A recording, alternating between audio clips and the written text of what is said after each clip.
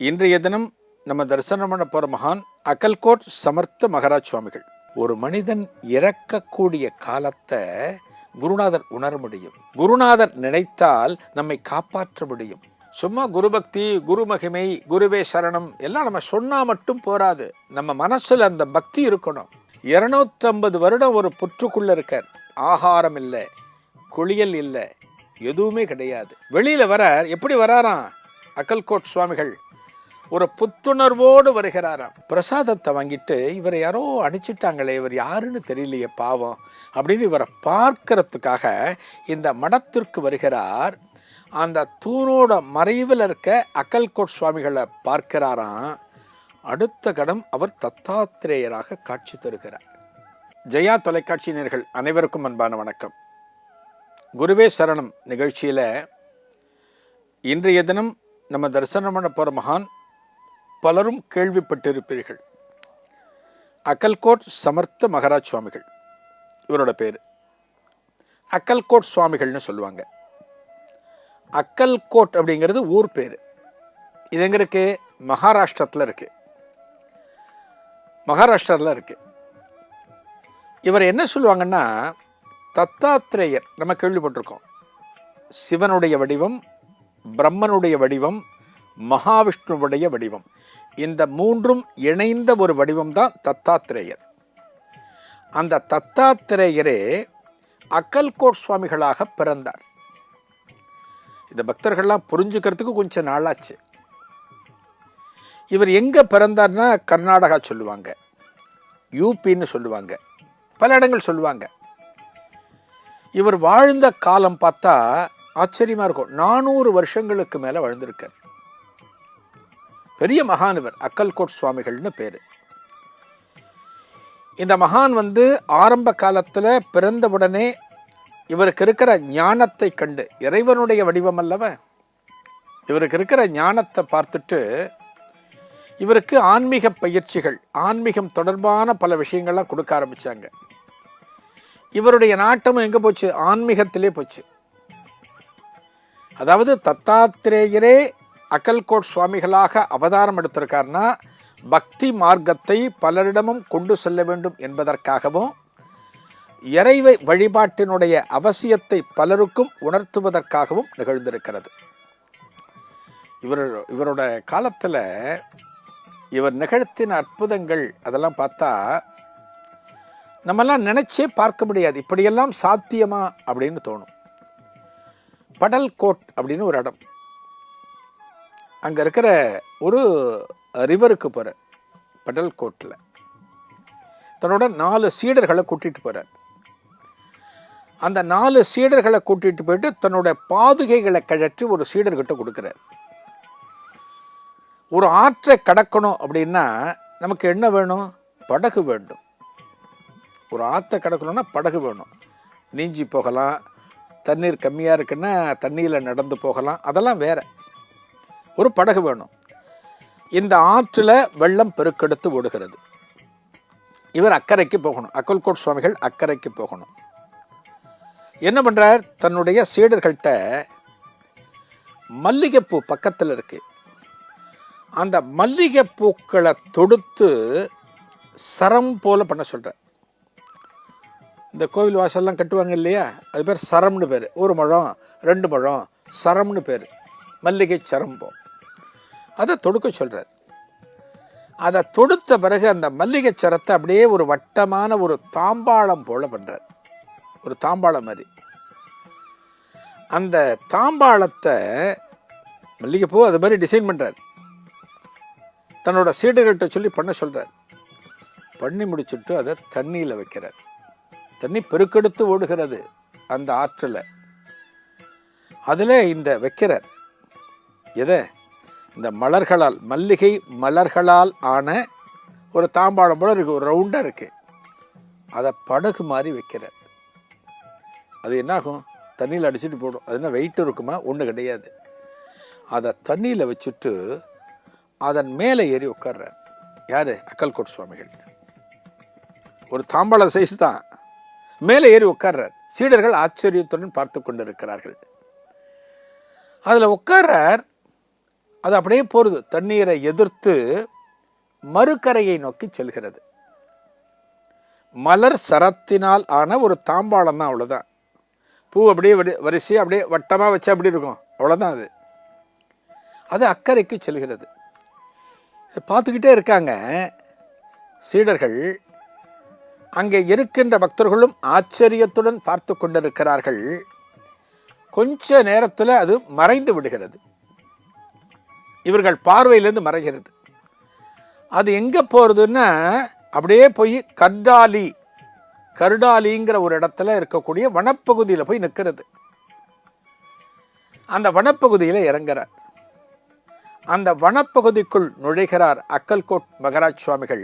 அந்த வனப்பகுதிக்குள்ள 150 ஆண்டு காலம் தவம் இருக்கார். என்ன நினைச்சு பாருங்க, 150 வருஷம் தவம் இருக்காராம். 150 வருட காலம் தவத்தை முடிச்சுட்டு வெளியில வர்றார். வெளிநாட்டுக்கு போறார், பல வெளிநாடுகளுக்கு போறாராம். இந்தியாவின் எல்லையான சீனாவிலிருந்து புறப்பட்டு அங்கே இருக்கிற பல நாடுகளுக்கு, ஆஸ்திரேலியா, சுமத்ரா போன்ற பல நாடுகளுக்கு போகிறார். எல்லாம் முடிச்சுட்டு இமயமலை வழியாக மீண்டும் திரும்புகிறார். நம்ம நாட்டுக்கு வந்துட்டார். இமயமலை வழியாக திரும்ப வந்துட்டு அந்த இடம் தவம் இருப்பதற்கு தோதாக இருக்கின்ற காரணத்தினால இமயமலையோட அடிவாரத்தில் தவம் இருக்கார். ஒரு சாதாரணமான கௌபீனத்தை மட்டுமே அணிந்து கொண்டு ஒரு எளிமையான பாங்கிலே தவத்தை துவங்குகிறார். ஏற்கனவே இருந்த தவம் 150 வருடம். இப்போ தவம் எவ்வளோ தெரியுமா? 250 வருடங்கள். அதனால தான் இவரை சொல்லுவாங்க, இவரோட வாழ்க்கை 400 வருடங்களுக்கு மேலே அப்படின்னு சொல்லுவாங்க. 250 வருடங்கள் தவம் இருக்கார் இமயமலைக்கு அடிவாரத்தில். ஒரு மனிதன் அப்படியே தவம் இருக்கார், ஒரு இடத்துல உட்கார்ந்துருக்கார் அப்படின்னா நம்மெல்லாம் படிச்சிருக்கோம். அவரை மூடி ஒரு கரையான் புற்றானது மூடிவிட்டது, அவரை இலை செடி கொடிகள் மூடிவிட்டன, அப்படியெல்லாம் நம்ம படிச்சிருக்கோம். இவரை சுற்றி ஒரு கரையான் புற்று கிளம்புகிறது. கரையான் புற்று கிளம்பியாச்சு. இங்கே இருக்கிற ஜனங்கள், ஆதிவாசிகள் இவரை பற்றி பார்க்குறாங்க. என்னடா அது, இவர் உள்ளே போனால் ரொம்ப வருஷமாச்சே, பல வருடங்கள் ஓடின பிறகு அவர்கள் காலம் முடிகிற போது தங்கள் வாரிசுகளிடம் சொல்வார்களாம். இந்த இதுக்குள்ளே ஒரு மகான் உள்ளே போனார், நான் பார்த்து 70-80 வருஷம் ஆச்சு, இன்னும் வெளியில் வரல, உள்ள தவம் இருக்கார், நான் எவ்வளோ நாள் இருப்பேன்னு தெரியாது, இந்த மகான் வந்துட்டார்னா அவரை நீ தரிசனம் பண்ணிக்கோ, தன்னோட வாரிசுகள்கிட்ட சொல்லுவாங்களாம். அந்த வாரிசுகள் காலத்திலையும் இவர் தவம் முடிச்சுட்டு வெளியில் வந்திருக்க மாட்டார், அவர்கள் தங்களுடைய வாரிசுகள்கிட்ட சொல்லுவாங்களாம், இங்கே ஒரு மகான் இருக்காருன்னு. எத்தனை வருஷமாச்சு? 250 வருடங்கள் இருக்கார். 250 வருஷம் போயாச்சு. அவர் வெளிப்பட வேண்டிய ஒரு நேரம் வந்தாச்சு. எதுவாக இருந்தாலும் ஒரு காலத்தில் வெளிப்பட்டு தான் ஆகணும். எந்த ஒரு விஷயத்தையும் நம்மால் மறைக்க முடியாது, மூடி மறைக்க முடியாது. அதான் சொல்லுவேன், கத்திரிக்காய் காய்ச்சதுன்னா சந்தைக்கு வந்து தானே ஆகணும் அப்படிம்பாங்க. எதுவாக இருந்தாலும் வெளில வந்து தான் ஆகணும். எவ்வளோ வருஷம் இருக்க முடியும்? 250, 300 இருக்கலாம். எவ்வளோ வருஷம் இருக்க முடியும்? 250 வருடங்கள் ஆயாச்சு. அவர் வெளிப்பட வேண்டிய நேரம் வந்தாச்சு. அது எப்படி தெரியுமா வெளிப்படுறதா? ஒரு மரம் கொத்தி பறவை. இறைவனுடைய ஒரு தீர்மானத்தை பாருங்க, இறைவனுடைய முடிவை பாருங்க. இவர் எப்படி அந்த கரையான் புற்றிலிருந்து மீட்டு கொண்டு வர வேண்டும், அவருடைய தவமானது பூர்த்தியாக வேண்டும்னு இறைவன் விரும்புகிறார் என்றால் ஒரு மரம் கொத்தி பறவையை அனுப்புகிறார். அந்த மரம் கொத்தி பறவை இந்த கரையான் புற்றின் மீது அமர்கிறது. அந்த புற்றை லேசாக கொத்துகிறது. அப்படி கொத்த ஆரம்பித்த உடனே அந்த மண் முழுக்க சரிய உள்ளே இருந்து அக்கல்கோட் சுவாமிகள் வெளியே வருகிறார். எத்தனை வருஷம்?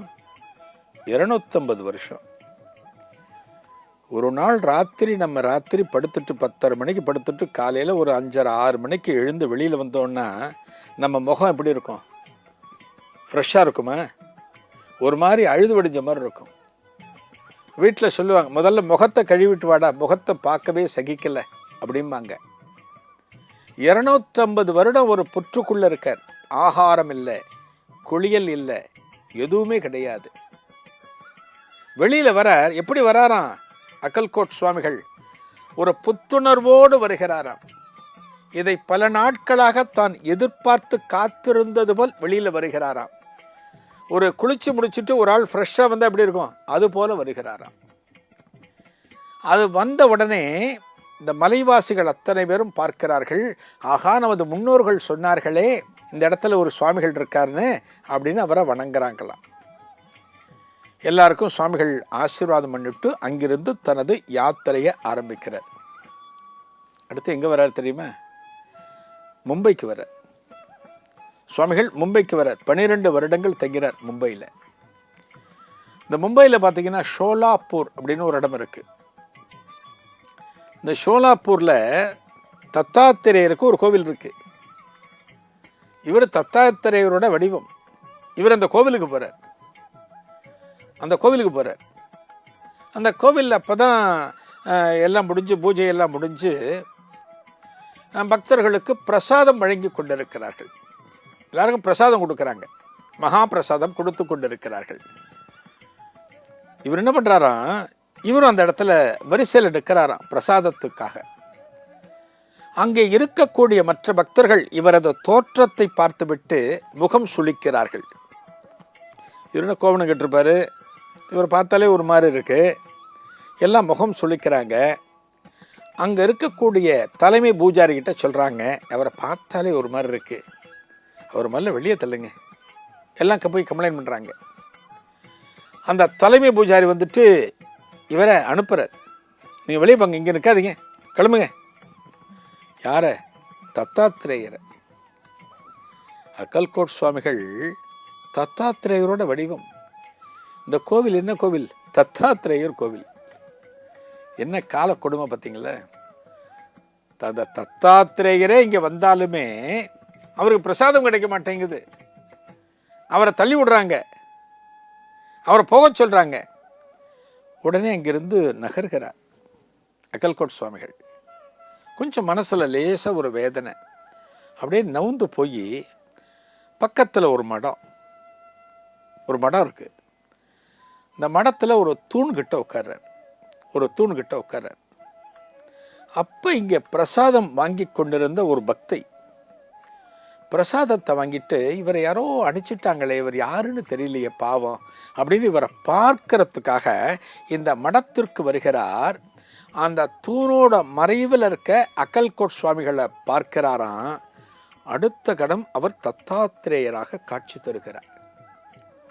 தனது உண்மையான சொரூபத்தை அந்த பெண்மணிக்கு காண்பித்தவுடனே அந்த பெண்மணி கண்கள் கலங்க, தத்தாத்திரேய பகவானே, தத்த பகவானே, உங்களுடைய தரிசனம் எனக்கு இன்னைக்கு கிடைச்சாச்சே. நான் ஆலயத்திற்கு வந்தேன், பகவானை தரிசனம் பண்ணினேன், உங்களோட காட்சி எனக்கு கிடைக்கணும்னு வேண்டினேன், இதோ இங்கே கிடைச்சிடுச்சேன்னு அந்த பெண்மணி அழுது புலம்புகிறார். உடனே ஓடி வந்து மற்ற அன்பர்கள் அத்தனை பேற்றையும் சொல்கிறாங்களாம், இதோ தத்தாத்திரேயர் இங்கே அமர்ந்து கொண்டிருக்கிறார், நமது கோவிலில் தான் இருக்கான்னு சொன்னோன்னே எல்லாரும் வந்து அவரை வணங்கி, அந்த தலைமை பூஜாரி உட்பட இந்த இடத்துக்கு வந்து அவரை வணங்கி மன்னிப்பு கேட்கிறார்களாம். மீனவர்கள் பொழப்பு நடக்கணுமேங்கிறதுனால, பொருள் வேண்டுமேங்கிறதுனால படகு எடுத்துட்டு உள்ளே போகிறாங்க, கடலுக்குள்ளே போகிறாங்க. அதில் இந்த அனந்த பாரதியும் ஒருத்தர், அனந்த பாரதின்னு பேர். இந்த பக்தர் ஒருத்தர். இவர் கடலுக்குள்ளே போய் மீன் பிடிக்க முற்படுகிற போது அந்த கடல் கொந்தளிப்பானது ஏற்படுகிறது. கடல் கொந்தளிப்பு ஏற்பட்டதுன்னா கப்பலே தடுமாறும், ஒரு சின்ன படகெல்லாம் எம்மாத்திரம். இந்த அனந்த பாரதி போன படகு ஒரு தனிப்பக்கமாக போயாச்சு, மிச்சவர்கள் படகெல்லாம் வேறொரு பக்கம் போயாச்சு. இந்த அனந்த பாரதியோட படகு அந்த கொந்தளிப்பின் காரணமாக மேலும் கீழுமாக கண்ணாபின்னான்னு ஆடுது. அனந்த பாரதிக்கு அப்போ தான் ஒரு பயம் வருகிறது. ஆகா, நம்ம தெரியாமல் இன்னைக்கு வந்துட்டோமே, இன்னைக்கு விஷயம் தெரிந்தும் ஒரு ஞானம் இல்லாமல் வந்து விட்டோமே அப்படின்னு கலவரப்பட்டு அப்போ அக்கல்கோட் சுவாமிகளை பிரார்த்தனை பண்ணுறேன். சுவாமிகளே, நான் வந்து இங்கே மாட்டின்ட்டேன், இன்னைக்கு வந்திருக்கக்கூடாது, பொழப்பு போகணுமேங்கிறதுக்காக வந்து தேடிட்டேன், அதனால் நீங்கள் எப்படியான என்னை காப்பாற்றணும் அப்படின்னு அவரை பிரார்த்தனை பண்ணுறாராம். எங்கே? கொந்தளிக்கிற கடலில் இந்த படகானது இப்படியும் அப்படியும் ஆடிக்கொண்டிருக்கிற போது அவரிடம் பிரார்த்தனை வைக்கிறார். அதே சமயத்தில் சுவாமிகள் எங்கே இருக்காருன்னா அக்கல்கோட்டில் இருக்கார். அக்கல்கோட்டில் திடீர்னு என்ன பண்ணுறாராம், தன்னுடைய தவம் கலைந்து தனது 2 கையையும் இப்படி மேலே பிடிச்சி இப்படி ஏதோ பெரிய பாரத்தை தாங்குவது போல, ஒரு பெரிய கல் விழுறதுன்னு வச்சுங்களேன், இந்த கல்லை பிடிக்கணும்னா நம்ம இப்படி தான் போவோம், அந்த 2 கையாலையும் பிடிக்கணும். அதுபோல் சுவாமிகள் 2 கையையும் இப்படி மேலே தள்ளுற. அங்கே இருக்கிற பக்தர்கள் வித்தியாசமாக பார்க்கிறார்கள்.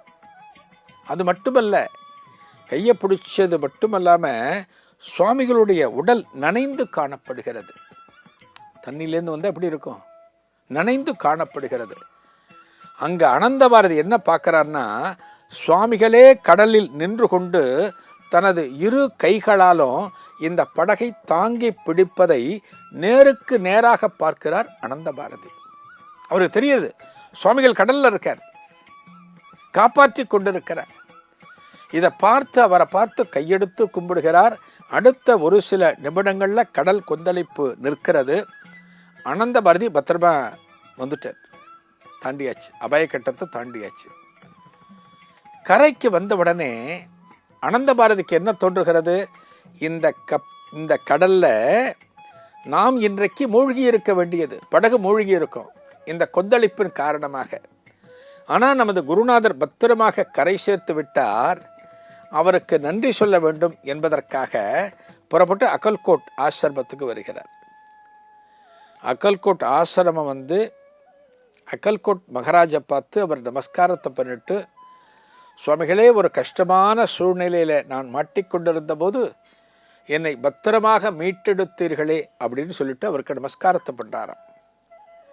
எங்கே இருக்குது அவர் இருந்த இடம், கடலில். சுவாமிகள் அக்கல்கோட்டில் இருக்கார். ஏதோ ஒரு இடத்துல தனது பக்தன் வைக்கின்ற பிரார்த்தனையை குருநாதர் இன்னொரு இடத்தில் இருந்து கொண்டு நிறைவேற்றுகிறார் அப்படின்னா எப்பேற்பட்ட குரு பக்தி அனந்த பாரதிக்கு இருக்கும். அந்த பக்தி தான் நமக்கு இருக்கணும். குரு பக்திங்கிறது சும்மா குரு பக்தி, குரு மகிமை, குருவே சரணம் எல்லாம் நம்ம சொன்னால் மட்டும் போராது. நம்ம மனசில் அந்த பக்தி இருக்கணும். அந்த பக்தி உணர்வு நமக்குள் இருந்தால்தான் நாம் எத்தகைய இடரில் சிக்கியிருந்தாலுமே, எத்தகைய கஷ்டமான ஒரு சூழ்நிலையில் மாட்டியிருந்தாலுமே அனந்த பாரதியை கடலில் வந்து காப்பாற்றியது போல நமது குருநாதரும் நம்மை காப்பாற்றுவார். இதைத்தான் நம்ம புரிஞ்சுக்கணும். ஒரு குருநாதர் அப்படிங்கிறவர் தன்னுடைய பக்தனை எந்த அளவுக்கு காப்பாற்றக்கூடியவர். அவன் சிக்கல்ல மாட்டியிருந்தால் மட்டுமல்ல, அவன் உயிரே போகின்ற நிலையில் இருந்தாலுமே குருநாதர் காப்பாற்றுவார். உயிரே போகிற ஸ்டேஜ் நம்மெல்லாம் தோண்டுபடுவோம் இல்லையா, நம்மெல்லாம் நம்புவோமா கடவுள் காப்பாற்றுவார் அப்படி நம்புவோமா? ஏன்னா நமக்கு தெரியும் நம்மக்கிட்ட இருக்கிற பக்தி எவ்வளவுன்னு தெரியும். ஒரு பக்தர் பாபா சாஹேப்னு பேர். இவர் அக்கல்கோட் மகாராஜுடைய பக்தர். இவர் என்ன தொழில்னா குயவன், அதாவது பானைகள் தயார் செய்வது, அதான் அவருடைய தொழில். அடிக்கடி சுவாமிகளை பார்க்க வருவார். அக்கல்கோட் வந்து சுவாமிகளை பார்த்து நமஸ்காரம் பண்ணிவிட்டு போவார் இந்த குயவன். ஒரு தடவை தரிசனம் பண்ணுறப்ப அக்கல்கோட் சுவாமிகள் சொல்கிறார், தன்னோட பக்தனை பார்த்துட்டு, இந்த பாபா சாஹேப் குயவனை பார்த்துட்டு, உனக்கு ஓலை ரெடி ஆயிடுச்சு அப்படிங்கிற, உனக்கு ஓலை ரெடி ஆயிடுச்சு. அந்த குயவன் புரிந்து கொள்கிறான், சுவாமி என்ன சொல்ல வரான்னு புரிஞ்சிடுச்சு.